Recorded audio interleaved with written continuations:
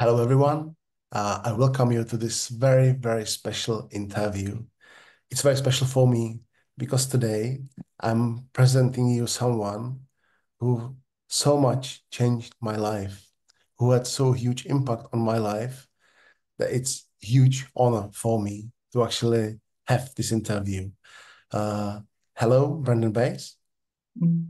Hello, and I feel also deeply honored and to just feel how open your heart is, and also to know that I will soon be coming to Czech Republic, to Prague, and be able to greet you in person instead of just here online. And so I'm looking forward to that. Yeah, I'm too. Thank you. Thanks very much for coming.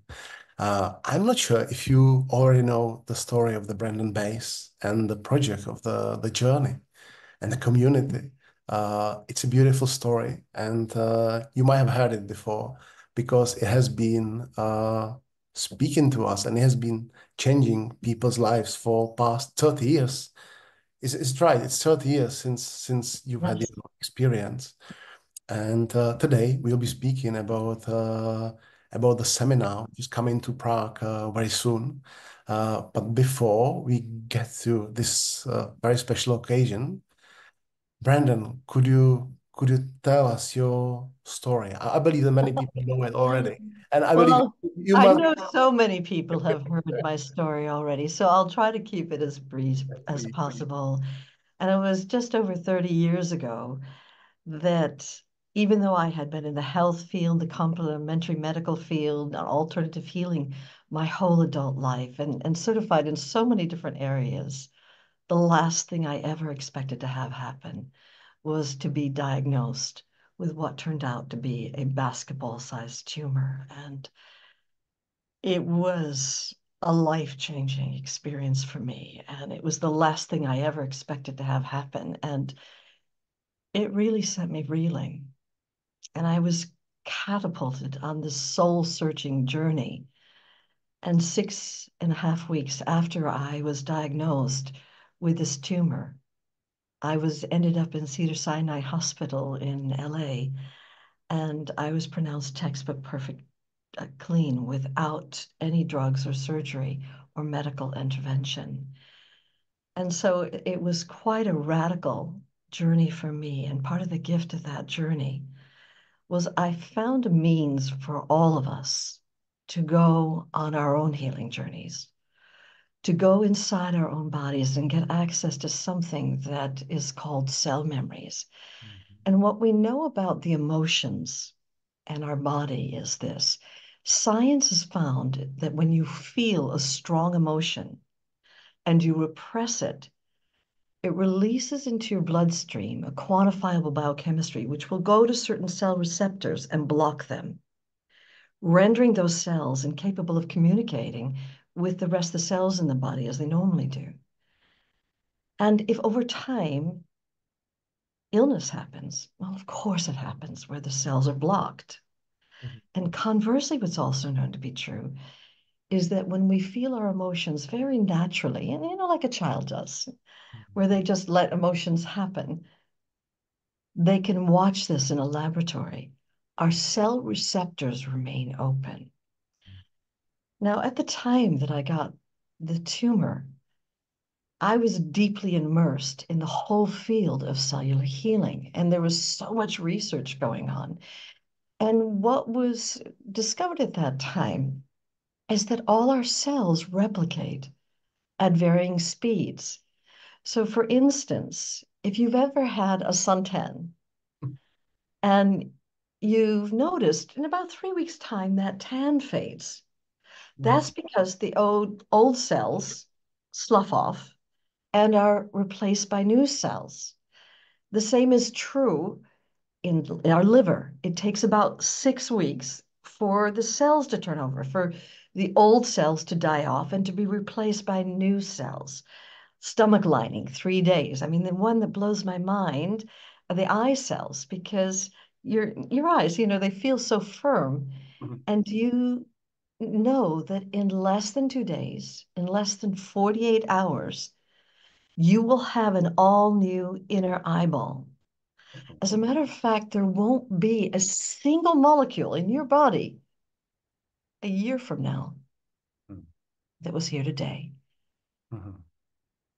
But at that time, scientists were asking, well, why is it that when we look at a liver that's riddled with cancer in January, why would it be riddled with cancer in June if all the cells are constantly dying off and being replicated?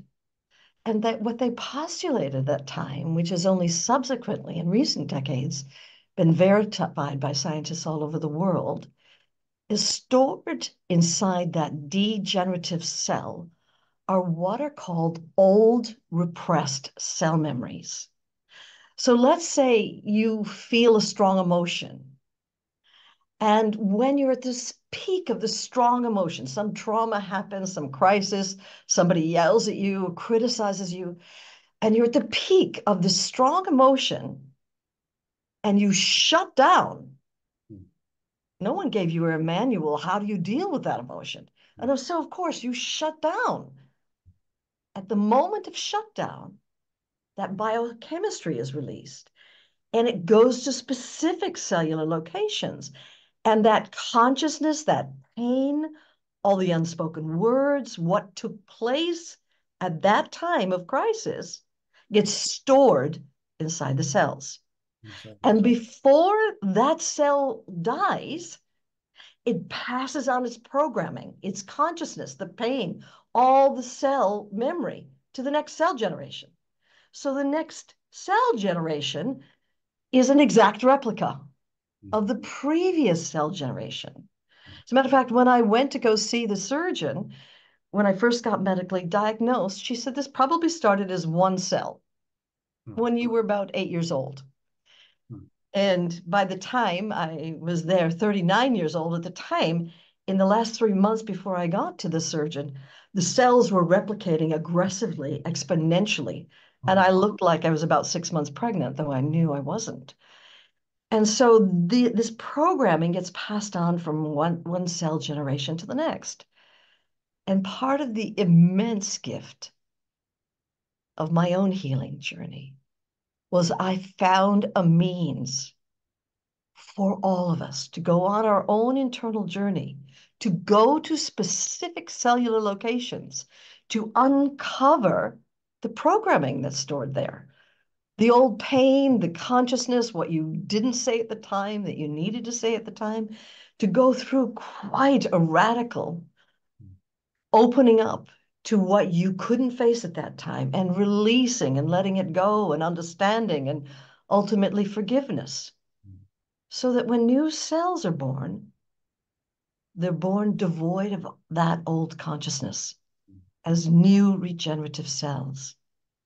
Now, the second aspect of healing that was known at that time, Dr. Deepak Chopra, who is now seen, I think, as a guru around the world, but at that time he was a chief surgeon general in a hospital in Boston. And what he did was a radical thing at that time. He decided he would study people who had healed without any medical intervention, without drugs or surgery. He said, we know enough about what causes people to get sick, what causes them to die. He said, I don't want to focus on what causes them to die. I want to know what makes them heal against the odds. And so he amassed hundreds and ultimately thousands of case studies of people who had healed without drugs or surgeries. There's actually a medical textbook in the United States where there are 10,000 case studies 10,000. of people who had healed without drugs or surgery. And after amassing all these case studies, he could find that people had only two qualities in common. One was that through some act of grace or spontaneous event, they actually got access to this that he called the infinite intelligence, the part of you that makes your heart beat and your eyes shine and your hair grow. The second thing that they had in common was that through some act of grace or spontaneous events, they actually got access to what was stored inside the cells. Mhm. And if somehow they got access to it and somehow released it, when new cells were born, it was born devoid of that old consciousness Mhm. as new regenerative cells. Now, I knew all this. I'd studied and was at the cutting edge of what was happening in the field of complementary medicine. Mhm. I'd even seen the case studies and studied with Chopra. And But did I you got to know, tell you something. You can know all the science on the planet. and you You knew can before? understand how cells replicate, Mhm. and you can understand how it's possible. But unless you have a method, it's Method. no more than a Okay. bunch of pretty words on a page. And that's where I stood the Mhm. day I got diagnosed. Mhm. And somehow I had a gut knowing, somehow I would be guided to you. And so part of the great gift of this download from grace that I received during that 6.5 weeks was I did find a means in a very real way for everyone to access that boundless, infinite presence, the love that is their essence, that is their own soul, that boundless presence that Chopra called the infinite intelligence. And the second thing I found was a means for all of us to go on our own healing journey. And so the journey was born from that original experience, Mhm. understanding the science, but not having the method. And now it's been 30 years since that time. And in those 30 years, as the work developed and I worked with people and I saw what worked and didn't work, then over time, the work developed and expanded and is now being used in hospitals and by medical doctors, by psychiatrists, and of course, people from all walks of life. Mhm. Mhm. Brandon, I know the story, but every time it just gets me the same way, because you knew that it was possible, but it was your gift to find the method, to find the way for everyone. And Yeah. that's beautiful because up till then it was like more accidental. Yes, exactly. Mm. Exactly. I can remember I was at the doctor's office. And after she diagnosed this, she told me that I was bleeding internally and I needed to get to the hospital that day. And that even though she couldn't be the one to do it, I was going to have it, the medical diagnosis, is it benign or is it cancerous? But it wasn't going to matter because I was going to have to surgically remove it. Mm. And I remember I could barely think.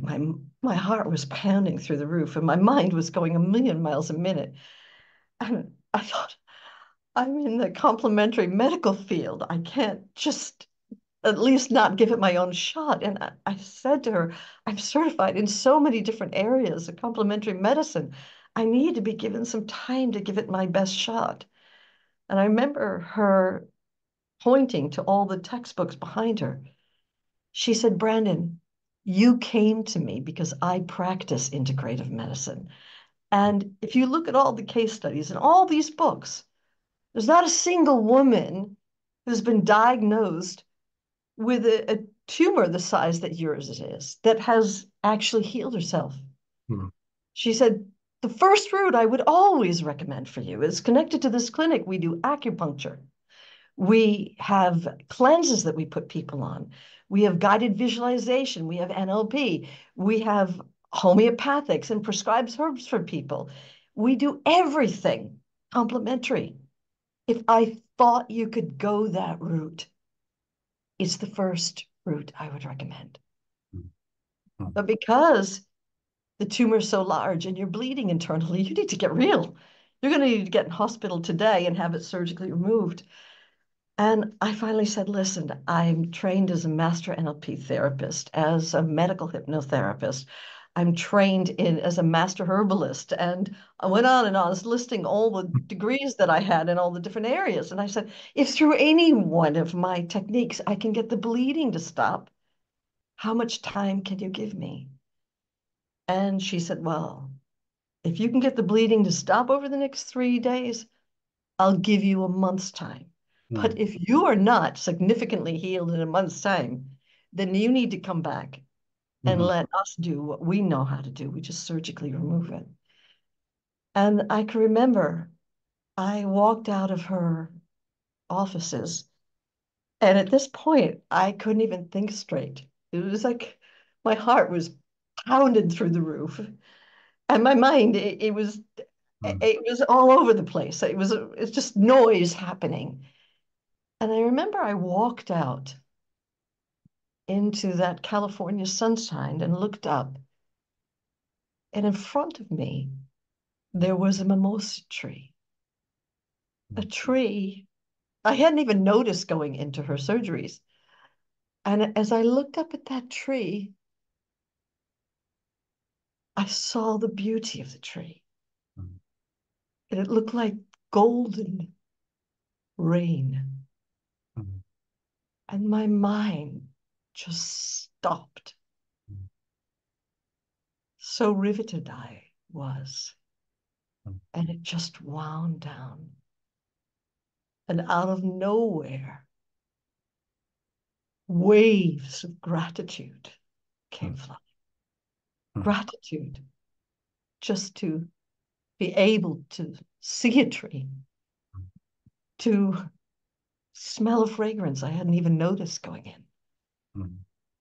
Gratitude just to be allowed to breathe.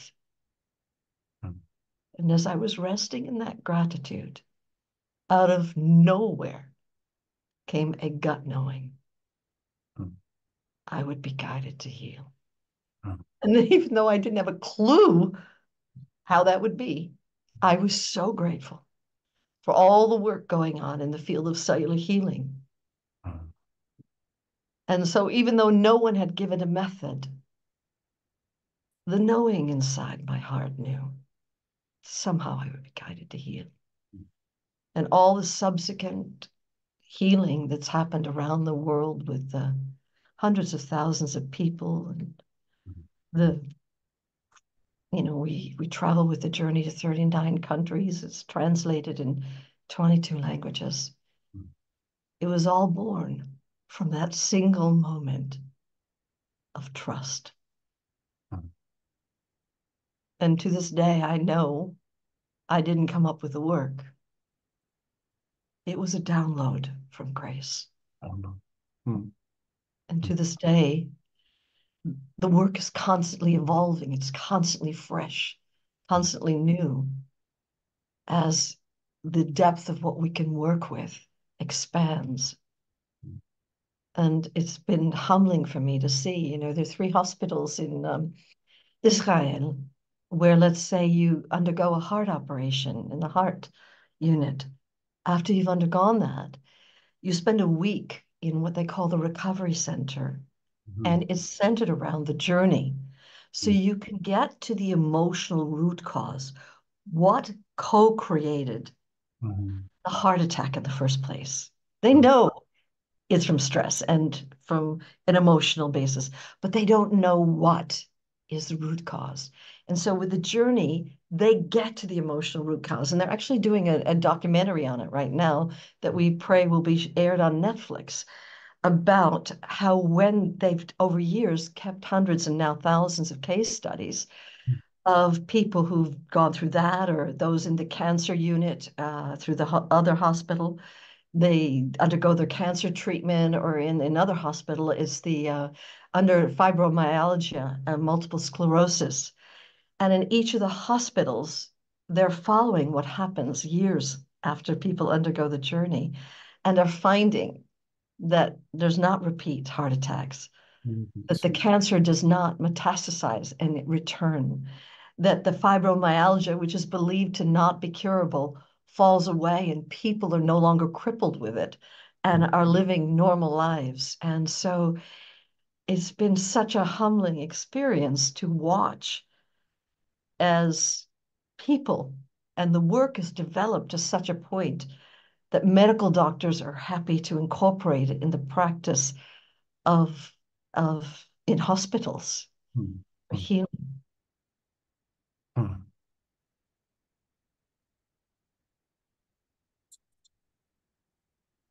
Thank you. Thanks very much, Brendan, for sharing this story. It's wonderful. But it didn't stop you, I would say. I mean, the journey as a medical method, it's not where it actually ends, because your seminars are about abundance, are about communication, are about losing your ego, uh, about no-go zones of your ego, and many other things. So how that actually happened, that from the medical method, it actually transferred into some other areas of life, because it started with the healing, with wonderful healing of yourself. So what made you actually, think about other areas of life to use your method for? Well, the truth is I realized when everyone begins to open into that infinite intelligence, this that I call source, this that is your own essence, Mm. this field of love, this enlightened awareness that you came in as, that the soul has much to teach us. And in every journey process you do, you go on a journey down through layers and open into this infinite intelligence, Mm. this pure awareness that is your soul. And it's at that deepest level you are guided by your soul to clear whatever blocks you or holds you back or puts a lampshade over your light. And so this infinite intelligence is infinite. And I began to see that people were able to clear the silent saboteurs Mm. that were shutting them down and holding them back from being able to manifest healthy, wholesome, conscious abundance in their lives. That it would be the kind of thing, let's say you're winning a golf match and you know you're good at golf because you're winning. Mm. And then it comes down to that one last putt. And you know it's going to happen, but you can't stop yourself. And as you're swinging through that last putt, it's like a glitch happens Mm. and you blow it and you lose the match. And I began to inquire, well, what's making that glitch happen? Or Mm. why is it someone who's a prolific writer suddenly starts to write and cannot write another page and they have writer's block? Or why is it an artist who's painting and just flowing with painting? They paint one brush stroke, doesn't look right, put an empty canvas down, and nothing they paint after that. Mm. Oops. And I began to see that we all of us have what I call silent saboteurs stored inside of us. Mm. Where just when our potential is coming out, something inside of us shuts us down. And so I felt guided to explore, well, what is that something? What is it? Mm. What's the root of that saboteur inside of me? In Mm. relationships, where when things get really close and very intimate, and I know it's going to happen, but I can't stop myself, and I feel myself exploding the relationship. Mm. It's like this. And so I began to explore. And when you're guided by your own soul, you do get to Mm. the emotional root cause, to the exact driver of what's driven you to freeze when you're in an interview. Mm. And to not only uncover that, but to face it, to clear it, to release it, to understand, Mm. and ultimately to forgive. Mm. So that when the new cells are born, that consciousness is no longer there. Mm. They're born as new regenerative cells. So it still goes back to cellular healing. Now, in recent years, there's a whole field called epigenetics. Mhm. And what they have found is that when people are born, obviously they have the DNA from their parents and grandparents, and that not only are the physical traits of our forebears, those who went before us. Not only are the physical traits passed on through the DNA, but the emotional trauma our parents, grandparents, great-grandparents went through gets passed on down to us. So our cells are actually carrying that. And I can remember the first time I went to Germany in 2003, and I was standing on stage in Munich, and we were at the second day of the Journey Intensive, and a man ended up going inside his heart. But the cell memory he uncovered inside there was not his own. It was his mother, and she was in the concentration camps in World War II. Now, he was born post-World War II, like all of us here, right? And from the time he was born, she went shtum. I don't talk about what happened in the concentration camp. And so he never knew what she went through.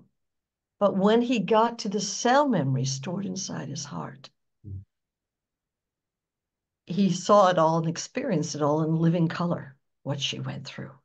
And part of what he had to go through was the releasing of all that terror, that pain, that despair, that devastation, understanding what took place with her, forgiving what took place. And he said, even though it wasn't even my own memory, Brendan, since the day I was born, I felt like I've had a lid over my life. That somehow I didn't have permission for whatever my mother went through. I did not have permission to be free, to be carefree, crazy, to make mistakes, to get it wrong, to be silly. Because of what she went through, and which I didn't know what it was, I had this lid over my life. And I asked, and there were only about 243 people in the room that day. And I asked, how many of you feel this way? That somehow you feel like you've got this lid over your life. And every person raised their hand. And then I looked at my own life, and I was born in New York, in a country that's so supposedly all about freedom, but my mom is Austrian. And not only was her father shot through the head, but her first husband, he was a photojournalist during World War II, and he was shot down by the Luftwaffe. And so, like this person, my mother went shtum. We don't talk about World War II. And so even though I grew up in a country that's all about freedom, I realized that I too had grown up with a lid over my life. And that part of my reason for living and serving here in Europe is to help all of us take the lampshades off. Anything that prevent us from allowing our full potential, our full light to shine. And that coming to Europe was part of my own healing. And so all the work develops about what I experience in every country. With issues when I went to South Africa of apartheid, that people were still living with, stored in their DNA. At times I work with Aboriginal people in Australia, or the Maoris in New Zealand. I worked all over the world with people from all walks of life. And what I've learned, it doesn't matter what country you come from. It doesn't matter, actually, what trauma you've experienced as a result of living in that country. Every one of us is capable of opening into our own divine potential. Every one of us is capable of taking the lampshade off our lights and allowing our full joy, our full love, this freedom that is your essence, to live your life. And so the reason the journey is constantly evolving and developing, and we have 17 trauma centers right now that journey practitioners in Israel are helping the soldiers who've experienced trauma clear their trauma. And so all over the world, no matter what people have been through, we're dealing with what the culture has brought to me and to this work.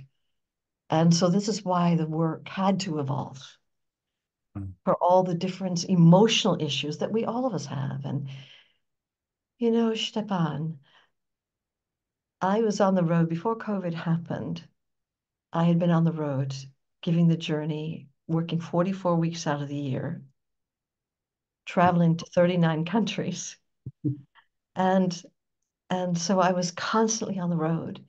And do you know that for every week before I stood on stage, I did a journey process. I never wanted to be so arrogant as to say I have it all handled. I know there's more than one emotional issue stored inside this body. I know it's a privilege to clear whatever blocks me, whatever shuts me down, whatever lids are here, so that this radiant love that is my essence, that is your essence, can be this that's sitting on camera here, be this that's standing on stage. And so I called it the journey because life is a journey. It's not like you do one process and you're fixed for life. That is so unreal. I know there are a lot of other programs out there that would like you to believe, go through one weekend and you're healed for life, you know, and it's bullshit. Never ending. Yes, it's a never-ending journey. It's a love affair with yourself.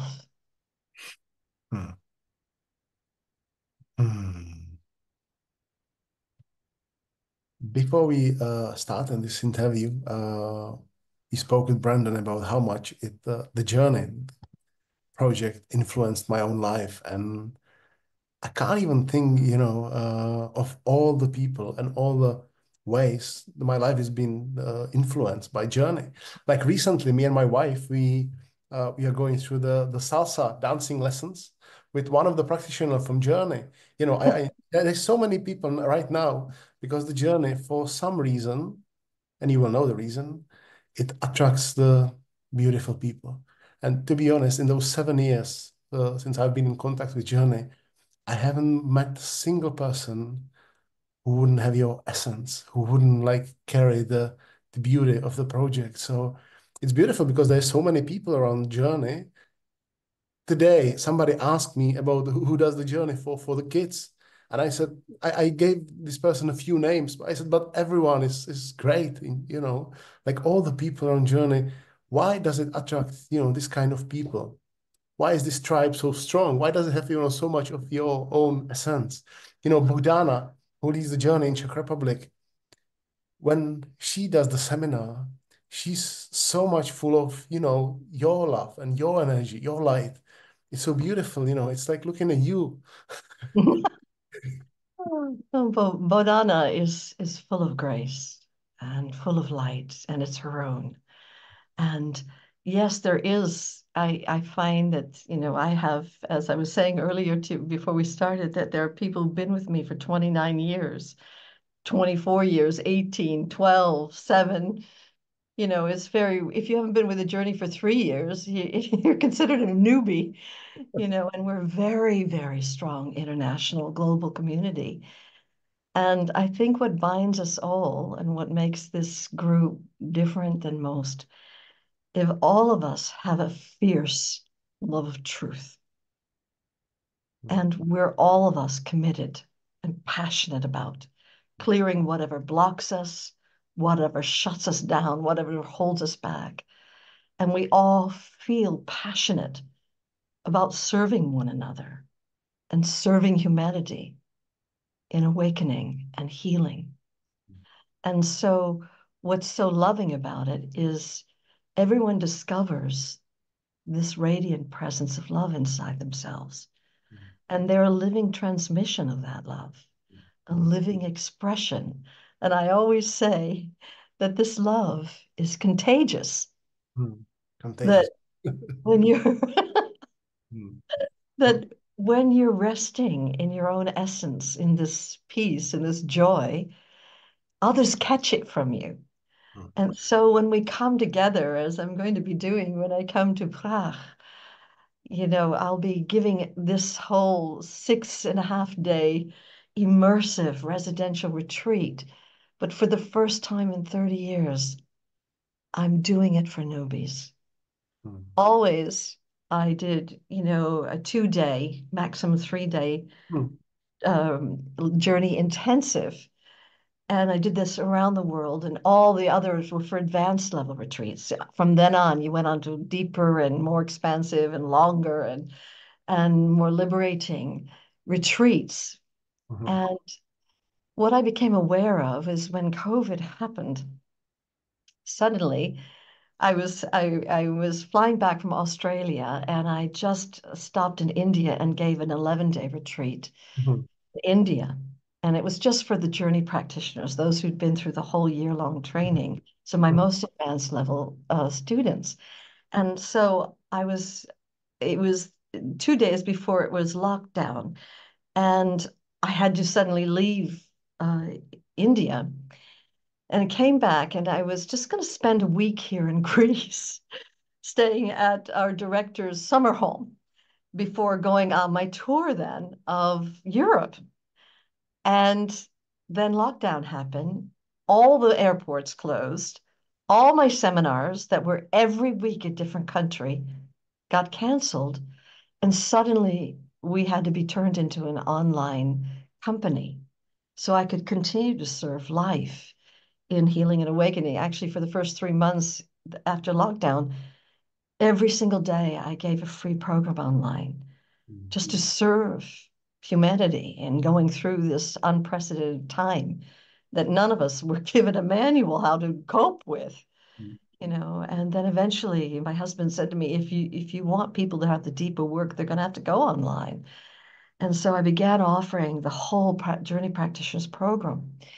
But I read recently that about 40% of the people are still resistant to going online to do healing work. They don't believe it's possible. And so, even though this work has been so powerful and liberating and healing for all those who are in this deep immersion, still there's another 40% who just said, I just don't believe you can do this kind of work online. And not only that, but there's others of us who, after 3.5 years, there's Zoom fatigue happening.